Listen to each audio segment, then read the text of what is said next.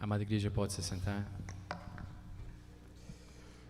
Senhor, te quero mais, Senhor, quero ouvir a tua voz. Que bela canção cantamos nessa manhã. Eu quero convidar você a abrir a sua Bíblia na primeira carta de Pedro. Nós estamos estudando esta carta de Pedro já há alguns meses e nós estamos no capítulo 3. Pedro fala sobre o sofrimento cristão.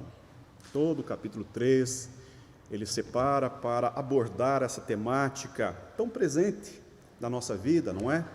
Tão presente na vida do povo de Deus. Mas ele, nesse texto, esses versículos de 13 a 17 do capítulo 3, Pedro nos dá algumas pistas de como lidar com a perseguição, sendo maltratados. E eu gostaria nessa manhã de rapidamente ver com os irmãos essas pistas que Pedro nos dá. Veja o que ele diz, primeira carta de Pedro, capítulo 3, dos versos 13 ao 17. Ora, quem é que vos há de maltratar, se fordes zelosos do bem, do que é bom? Mas, ainda que venhais a sofrer por causa da justiça, bem-aventurados sois. Não vos amedronteis, portanto, com as suas ameaças, nem ficais alarmados. Antes, santificai a Cristo como Senhor em vosso coração, estando sempre preparados para responder a todo aquele que vos pedir razão da esperança que há em vós. Fazendo-o, todavia, com mansidão e temor, com boa consciência, de modo que naquilo em que falam contra vós outros, fiquem envergonhados os que difamam o vosso bom procedimento em Cristo. Porque, se for da vontade de Deus, é melhor que sofrais por praticardes o que é bom, do que praticando o mal. O propósito aqui então é orientar os cristãos que passam por aflições e perseguições. E Pedro apela para que os cristãos imitem a Jesus no comportamento e santifique-o, ou seja, santifique a Cristo Jesus no coração. Essa é um apelo. E ele levanta aqui uma tese. A tese de Pedro é que quem é que há de maltratar um cristão que pratica o bem? Essa é a tese de Pedro. Quem? E ele continua, e mesmo que passem pela perseguição, pelos maltratos, devem se sentir vitoriosos. Essa é uma tese que Pedro coloca aqui nesse texto. E a justificativa de Pedro é que cristão é gente que segue as pisadas de Cristo Jesus. Isso é ser cristão.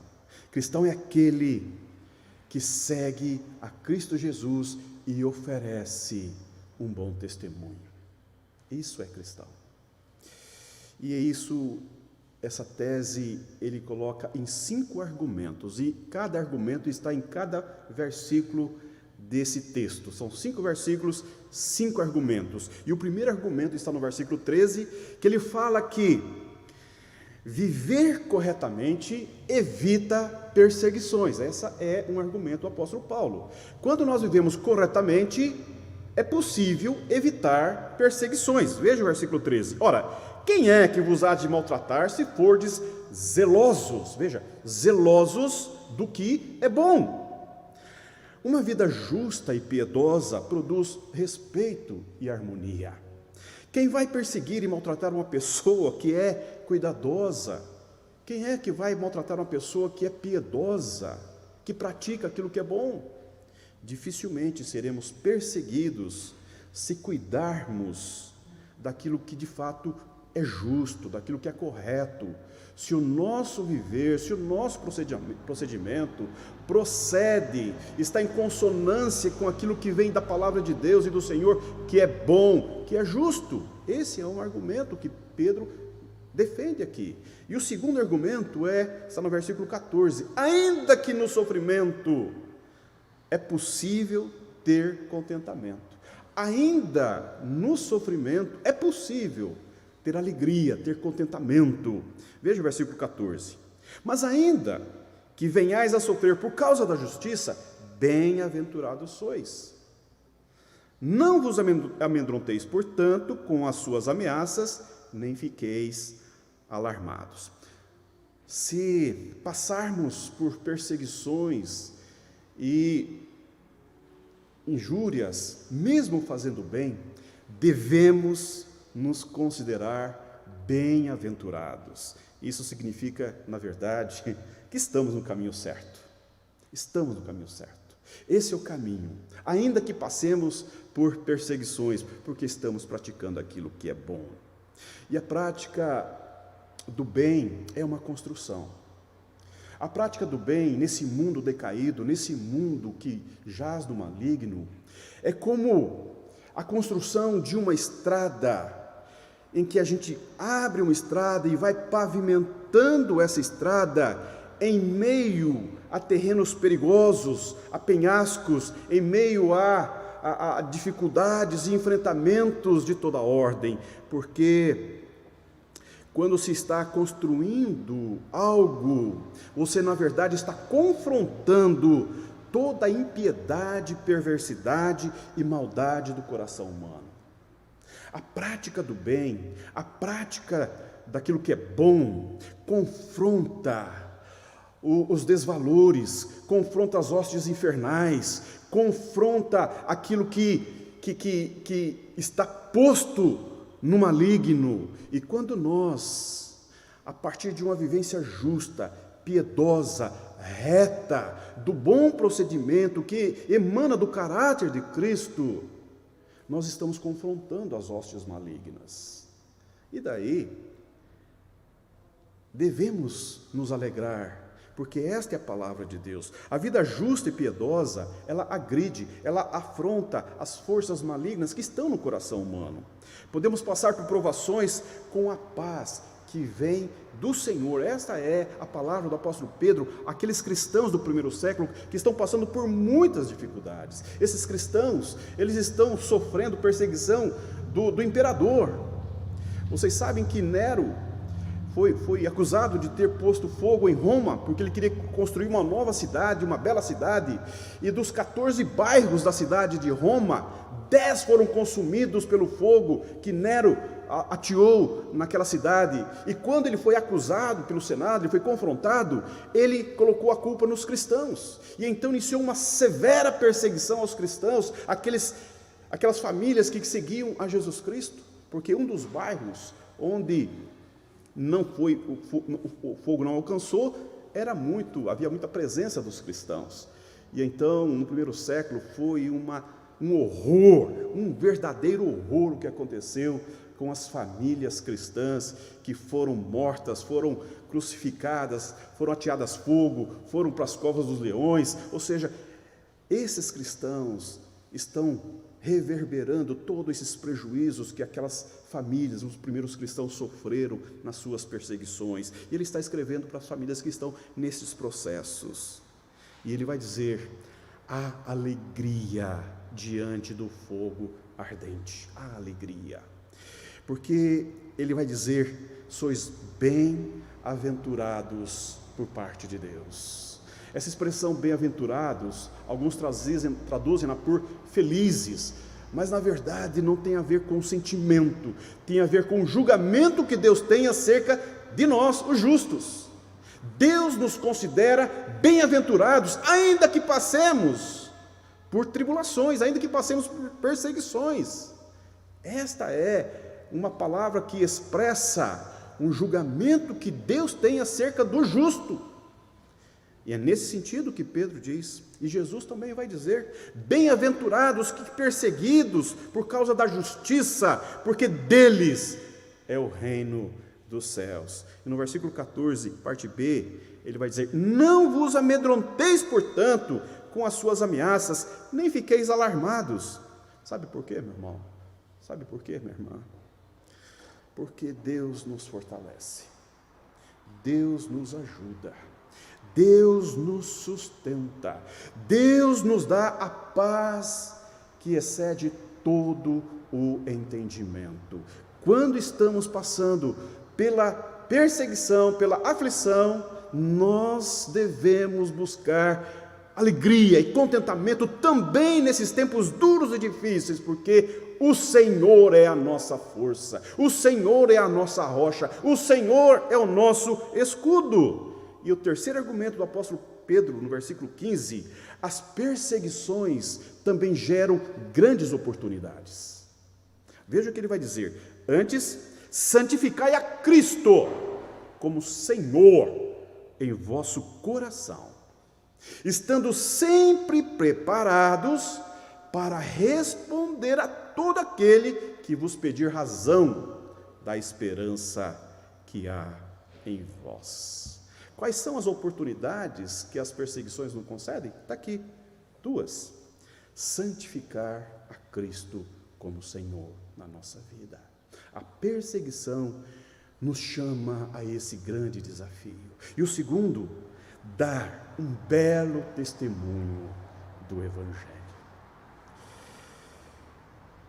Durante a perseguição, o cristão tem a oportunidade de enfrentar e suportar as afrontas e sofrimentos sem murmuração, sem espírito de vingança, sem autopiedade e sem vitimismo. Ou seja, deve lidar com aqueles sentimentos que muitas vezes nos arrebatam, nos confrontam, surgem, movem a nossa carnalidade, os nossos ímpetos, afloram em nós o pior de nós.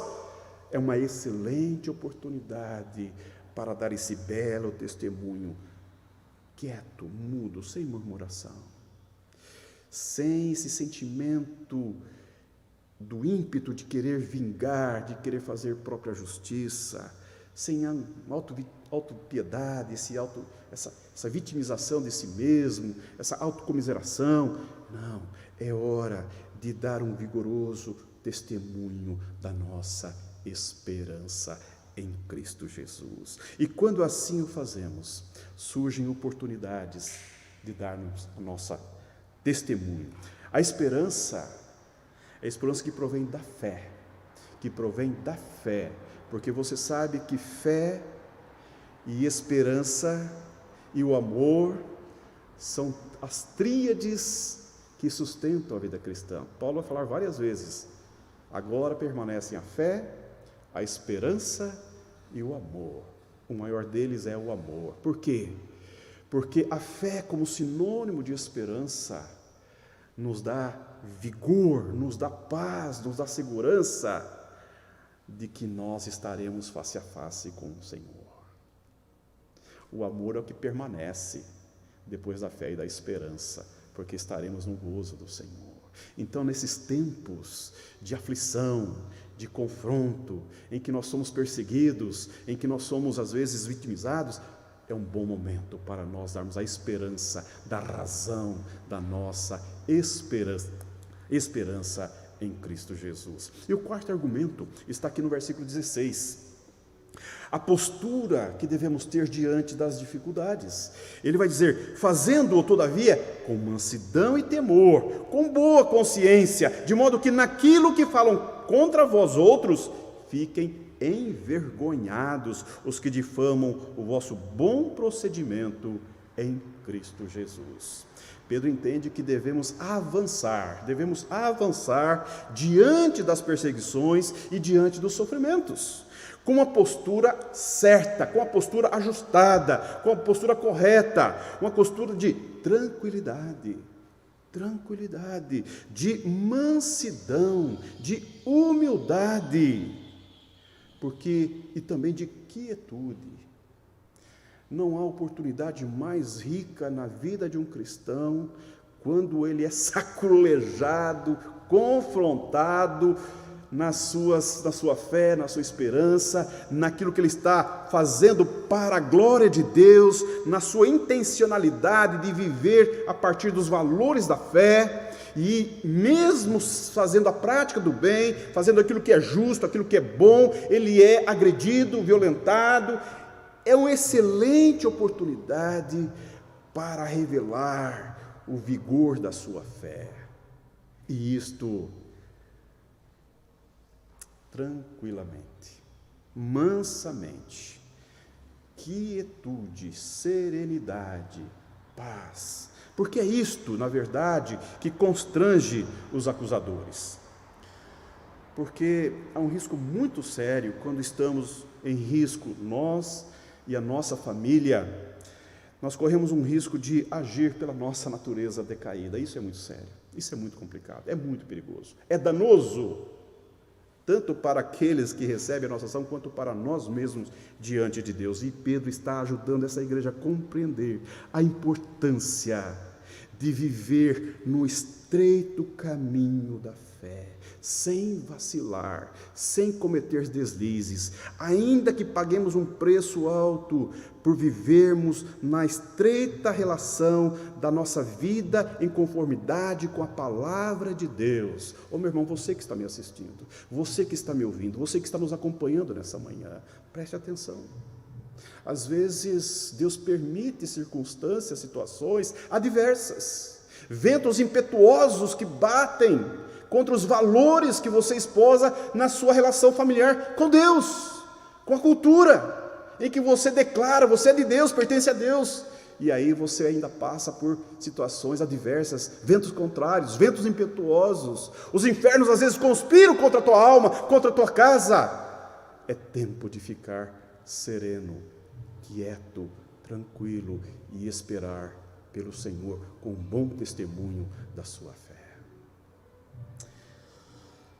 O desafio é esse: ainda que perseguidos e maltratados, devemos dar um bom testemunho da nossa fé e da nossa esperança para a glória de Deus. É isso que Pedro está dizendo. Pedro exorta os cristãos a manterem os olhos e o coração em Cristo e na sua cruz, porque diante das perseguições, pois eles ficarão envergonhados por afligirem um justo, ao verem o seu bom procedimento e comportamento exemplar.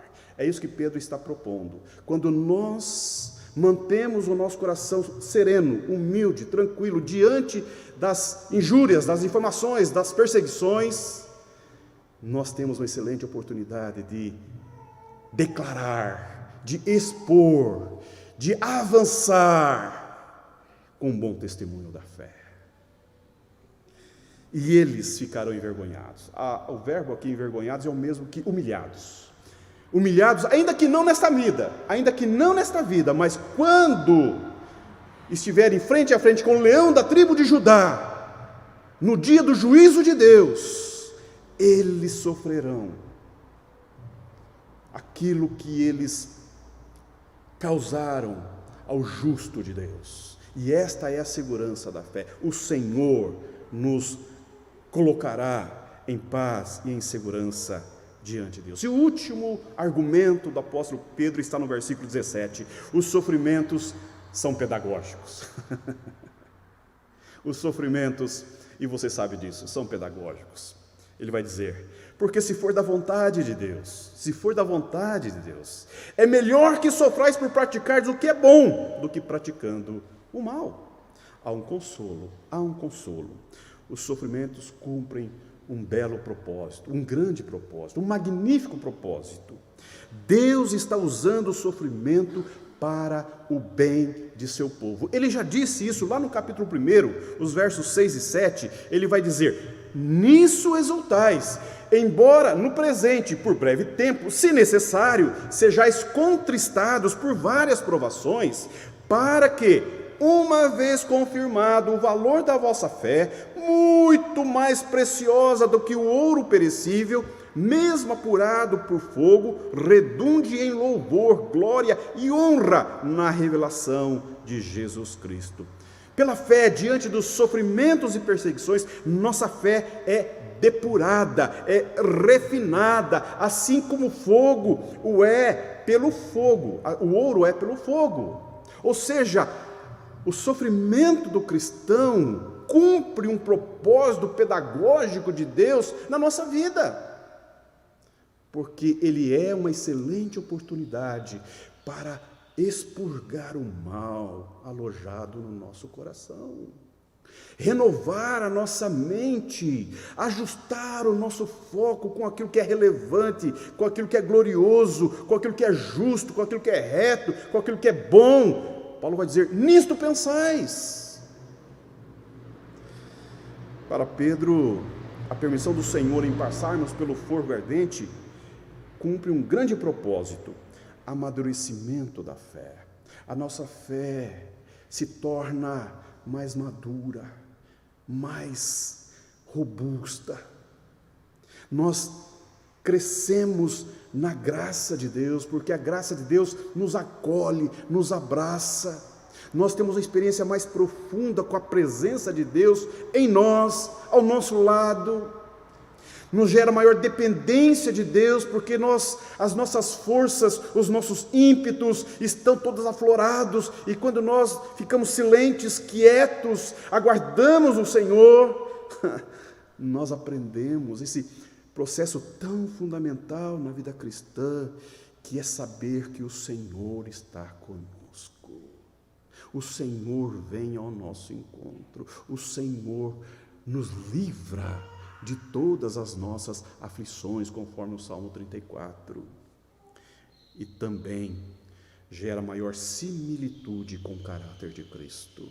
Ô meu irmão, ô minha irmã, dá glória a Deus aí pelo seu sofrimento, pelas suas perseguições, porque tem um caráter extremamente valioso na vida do cristão.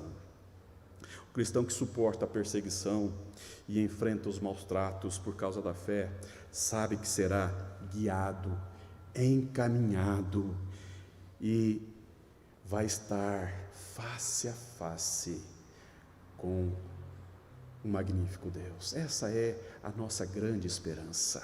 A esperança da nossa fé não está na circunstância que nos envolve, não estão nas circunstâncias agressivas, mas está sobretudo na certeza de que o nosso nome está escrito no livro da vida. Concluindo, 4 aplicações. Primeiro, a perseguição é comum, ainda que vivamos em paz e promovamos a justiça. Ainda assim, é possível passarmos por provações e por perseguição. Em segundo lugar, que as nossas lutas não são com as pessoas ou com as circunstâncias. A nossa luta são de caráter espiritual. Nós não devemos ficar confrontando as pessoas, agredindo as pessoas, entrando nesse jogo do diabo, tentando nos demover da nossa conduta a partir dos valores e princípios da palavra de Deus. Pensem nisso, tem que ter discernimento espiritual. As pessoas, pelas suas debilidades, pelas suas fraquezas, muitas vezes são instrumentos do mal, para agredir, sacudir, sacolejar. As tentações são instrumentos que Deus usa para nos fortalecer. Não são as pessoas, não precisamos entrar em guerra, em demanda com as pessoas. Em terceiro lugar, quando enfrentamos perseguições, devemos revestir-nos do Espírito de Cristo Jesus, que suportou tudo com paciência, com mansidão, com humildade, confiante na providência do Pai, e ainda intercedeu pelos seus acusadores. Ô meu irmão, ô minha irmã, veja quantas coisas boas nós podemos aprender quando nós estamos lidando com pessoas difíceis, quando nós estamos lidando com circunstâncias duras, que estão confrontando o nosso estilo de vida.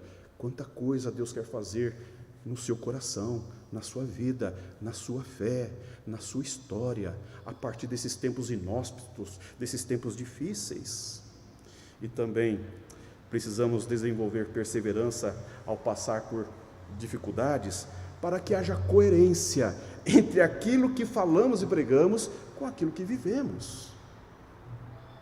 Se de fato nós cremos nisso que Pedro está afirmando, é tempo de ajustarmos, de termos coerência com aquilo que nós cremos, com o jeito que nós vivemos, ou seja, o estilo de vida cristão. Segundo o apóstolo Pedro, tem dois propósitos. Ele vai dizer, para seguirmos as pisadas de Cristo Jesus e darmos um belo testemunho da nossa fé. Que Deus nos abençoe. Que Deus cumpra em nós os propósitos deles em tempos de perseguição e em tempos de adversidade.